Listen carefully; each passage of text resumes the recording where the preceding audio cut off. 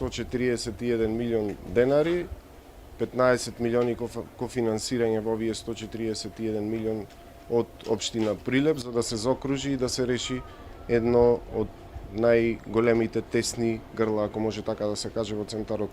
кое што води кон центарот на градот. Благодарност до премиерот, благодарност до цела влада, особено и до министерот за транспорт, кој што е преку програмата на неговото министерство. Решаваме долгогодишен, децениски проблем овде во Прилеп и со ова заокружуваме едно послободно и понормално одвивање на сообраќајот кој што носи до центарот на Прилеп. Искористив приликата да го запознавам премиерот и представниците на владата со уште два проекти. Еден би сакал да го потенцирам, а тоа е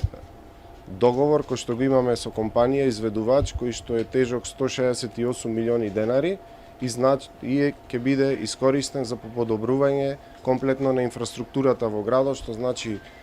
поставување и рехабилитација на нов асфалт на улици, поставување на нови тротоари и пешачки површини, поставување на оградни ѕидови и сето тоа треба да се реализира затоа што ни е ставено во развојна програма во рок од 3 години. За оваа година имам предвиден 60 милиони денари, значи прилепчани ќе добијат инвестиции до крајот на оваа година во вредност од 60 милиони денари, представени преку нови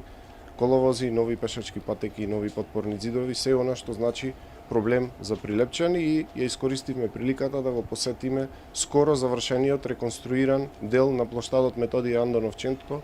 во површина од 2100 метри квадратни, поставена е урбаната опрема, поставени се подовите.